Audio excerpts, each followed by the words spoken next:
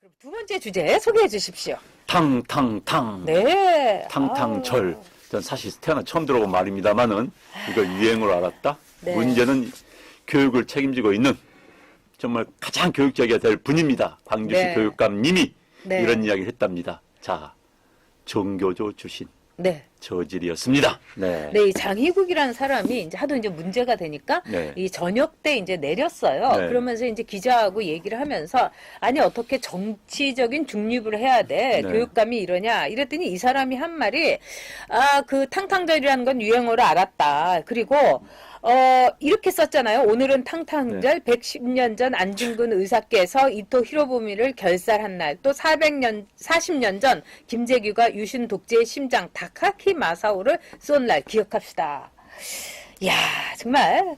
그러니까 뭐라고 했냐면 왜 다카키 마사오라고 썼느냐 했더니 박정희 씨가 네. 박정희 씨가 만주 군관학교를 나왔기 때문에 그때 이름을 썼다. 이렇게 얘기했다는 거야. 저는 그 정말 부분에 대해서 네, 얘기하시죠. 네. 자꾸 이제 이들이 7.18로 7.18로 몰아붙이려고 합니다. 네. 그래서 이제 박정희 대통령의 전력이 뭐 그거 있었다는 것 때문에 자꾸 이제 다카오 다카키 마시오라는 이름 쓰면서 이제 폄하하려고 하는데 그건 아닌 거예요, 사실. 자, 그 시대를 살았던 네. 엘리트 지식인들 선택의 범위가 굉장히 좁았습니다. 박정희 대통령 그 부분에서 저는 100% 옹호하고 싶진 않습니다. 그러나 우리가 객관적으로 보자는 입장에서 박정희 대통령이 이제 그 문경에서 네. 초등학교 교사를 합니다. 일본인 교장이에요. 일본인 교장을 패버립니다. 패고 책상으로 뚫어 팬 거예요. 네. 박정희 대통령 죽은 줄 알았어요. 교장을. 그래도 도망을 가서 만주로 도망을 갑니다. 그래서 만주 군관학교에 들어갔어요. 만주 군관학교에서 가장 공부를 잘하는 학생 3명은 일본 육사에 자동 편입이 됩니다. 자동 편입이 됐어요. 그 길을 간 겁니다.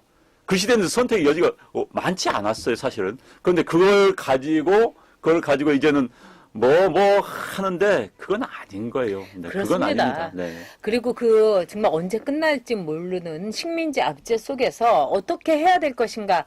그때 정말 박정희 그 당시에 학교에 있었던 박정희 전 대통령이 학교에 있다가 이제 만주 군관학교에 들어가지 않습니까? 근데 그때 이제 굉장히 고민하는 편지를 보낸 것이 다 있고요. 네. 그 다음에 여러분도 다 아시겠지만 뭐 리광이라든가 또 이런 많은 정말 우파의 우상이라고 할 수 있는 정치인들이 이강유도 옥스퍼드 대학교 다닐 때요. 공산주의 서클에 들어갔어요. 그럼요. 그러면서 자신이 가서 어떻게 해갖고 처음에 막 경도되고 독립하고 싶었다가 어떻게 해서 거기서 빠져나왔나. 젊은 날에 그럴 수 있습니다. 그리고 창씨 개명이라는 건 그때 창씨 개명 안 했던 사람 없어요. 그럼요. 네. 그 당시에는 특히 이제 그렇습니다. 그 당시에 최소한의 네. 초등학교 교육을 받기 위해서라면 초등학교 들어가면 창시 개명할 수밖에 없었습니다. 그럼 초등학교 교육 받아야 될 거 아닙니까? 그렇습니다. 우리가 만든 학교가 없는데 그걸 가지고 이제 친일파 사실 그 논쟁은 무의미합니다. 제가 보기에는요. 게다가 거기에서 지금 사실 일제시대 때 일제가 만든 기업에서 일할 수밖에 없던 사람들 많이 있었어요. 먹고 살기 위해서. 그럼 그 사람들이 다 친일파입니까? 그건 아니지 않습니까? 그래서 그렇습니다. 그 시대를 이해를 하는데 그 시대 사람들 개인들의 삶도 난 이해를 하는 자세가 필요하다고 봐요. 물론 그렇다고 해서 친일파를 뭐 옹호하지 않는 건 아닙니다. 그러나 친일도 적정인 친일이 있고 소극적인 친일이 있을 거고 또 내 살기 위해서 그 시대에 적응했던 부분도 있을 것이고 그런데 어쨌든 박정희 대통령을 그렇게 그 일면만으로 몰아붙인다는 건 굉장히 현명한 판단입니다. 지식이 해야 될 이야기는 그렇습니다. 아닌 거예요. 그다음에 07 과삼이라는 이야기도 있지 않습니까? 네. 박정희 로미 대통령이 황님 말씀대로. 박정희 대통령이 모든 걸 완벽하게 잘했다. 완벽한 사람이다. 그럴 수는 없죠. 완벽한 사람이 어디 있습니까? 우리가 신이 아닌데. 그러나 우리가 볼 때는 그 사람이 잘한 사람, 특히 역사적 인물은 그 사람의 잘한 것 위주로 우리가 기술하고 서술할 수밖에 없는 겁니다. 그런데 그걸 가지고 자기들 정치적 진영이 다르다 해가지고는 깎이면서 박정희 대통령이란 대한민국 이름을 뻔히 있음에도 불구하고 뭡니까? 나 이름도 다카키 마사오?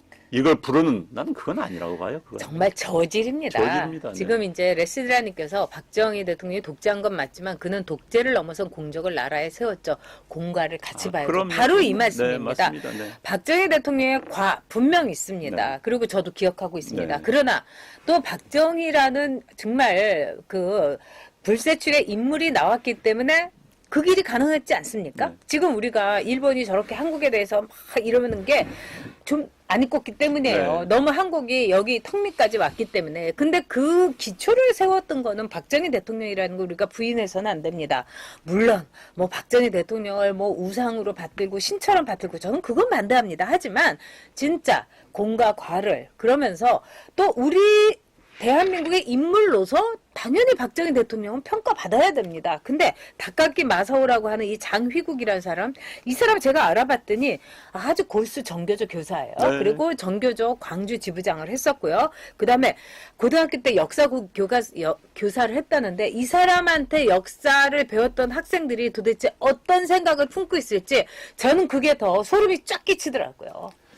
그렇지 그러니까 않습니까? 참 우리나라 이제 국사가 저도 뭐 사학을 전공했습니다만 네. 그런 사람들이 얘들을 이상한 그러니까 잘못된 역사 인식을 갖도록 교육한다는 그럼요. 게 지금 가장 특히 이제 아유 또 사학과 이야기하니까 좀 그렇습니다만 아무튼 네. 좀 문제입니다. 지금 뭐 독립군을 100회 토벌했단 말인데 그건 아니고요. 이제 박정희 대통령께서 이제 일본 육군 사관학교 졸업한 다음에 첫 배치가 이른바 관동군의 그러니까 만리장성 인근에서 주둔한 부대였습니다. 그런데 그 부대에 대적하는 게 중국 공산당이었어요. 중국 공산당과 대적할 수밖에 없었지요. 거기서 그런데 말단 쏘이가 뭘 하겠습니까? 무슨 작전 능력이 무슨 뭐 하겠습니까? 거기서 있다가 이제 해방이 되자 들어와 가지고 우리 한국 육사에 이제 입학을 했었지요. 그런데 사실 이제 제 이야기를 좀 역상하게 될 것 같습니다만 2차 세계대전 이후에 신생 독립국가 가운데서 군부가 통치를 하지 않는 나라는 굉장히 작습니다. 인도, 필리핀 정도예요. 그런데 인도는 이제 영국의 식민지를 오랫동안 했기 때문에 또 필리핀은 미국의 식민지를 오랫동안 했기 때문에 쉽게 말하면 두 나라 같은 경우는 군부가 클 수 있는 여지가 없었습니다. 민간 분야가 훨씬 컸지요. 그런데 우리는 6.25를 거치면서 군이란 분야가 다른 사회보다 굉장히 압도적으로 높았습니다. 군이 나설 수밖에 없던 사회적 배경이 된 거죠. 그런데 어찌됐든 박정희 대통령이 됐습니다. 좀 구태타가 옹호하지는 않습니다. 그런 어찌됐든 됐어요. 그건 민관과 군과의 우위 관계에서 됐습니다. 그런데 박정희 대통령은요, 전 세계 제3세계 국가의 독재자들 또 무슨 군부 출신 대통령들은 축제를 했습니다. 재산을 뒤어 다 모았습니다. 제 가족들을 위해서. 장담건데 박정희 대통령은 축제하지 않았습니다. 이게 대한민국의 복이었습니다. 축제하지 않는 대통령이 갈 수 있다는 건 엄청난 복인 거예요.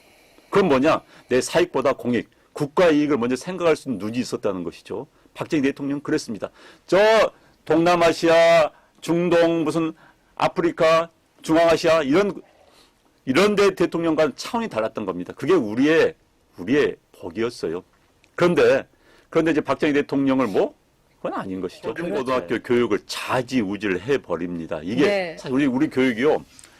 개별 학교에 그 자율성이 거의 없습니다. 또 공립학교는 인사권을 장악을 하고 있기 때문에 네.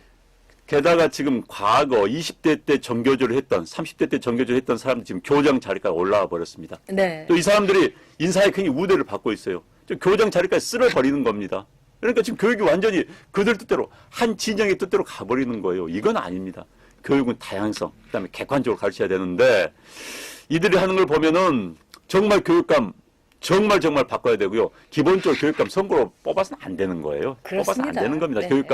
교육감이 정치적으로 말려들고 그러면 정치적인 행위를 할 수밖에 없는 거예요. 교육감은 제가 자꾸 이야기하지만 서울시 같은 경우는 런닝메이트제를 하든지 시장 선거할 때 부시장 네. 중에 교육부시장으로 그게 제일 좋을 것 같아요. 그렇게 하든지 해야지. 네. 저건 아닌 거예요. 저건. 그렇습니다. 네. 저도 정말 말씀에 찬동하고요. 근데 이번에 이제 인원고의 학생들, 그 최인호 학생이라든지 너무 고생하고 있는데 그 인원고의 이른바 정교조 그 교사가 또 이제 태양광 산업하고 또 이렇게 네. 해가지고 하여튼 이 사람들은 결국은 제가 맨날 말씀드리잖아요. 좌파들은 마지막에 돈이라고요. 지금 이렇게 해먹고 있는데 제가 볼 때는 이 문제가 되는 좌파 교육감들이 돈을 어떻게 썼는가를 보면은 이 사람들 다 내쫓을 수 있다는 생각이 듭니다.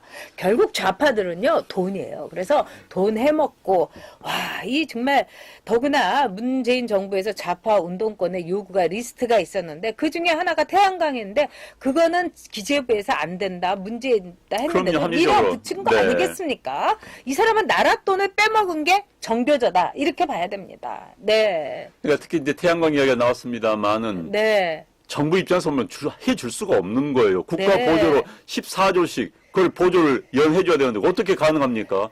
그런데 해달라고 하고 또 산자부 고개 팍 숙이고 왜? 좌파가 욕을 하기 때문에. 그리고 이제 결국 했고 돈 벌고 그 네. 구조로 돌아가는 겁니다. 그래서 맞습니다. 일개 학교의 교사까지 덤벼들어서 거기다가 숟가락 하나 얹는 네. 이게 말이 됩니까? 네. 정말. 그리고 정말 교육감 네. 앞으로 러닝메이트제든지 해갖고 좀 책임 있게 뽑아야 될 것 같고요. 그럼요. 네. 네, 김덕자님께서 작지만 후원 보내주셨다고 아유 감사합니다. 네. 작은 게 어디 있습니까? 모두 다 큰 그럼요. 거죠. 다 그리고 우리의 박재현님께서 마음입니다. 네. 결론을 내주셨어요. 정교조 좌파는 돈이다. 네. 그렇습니다.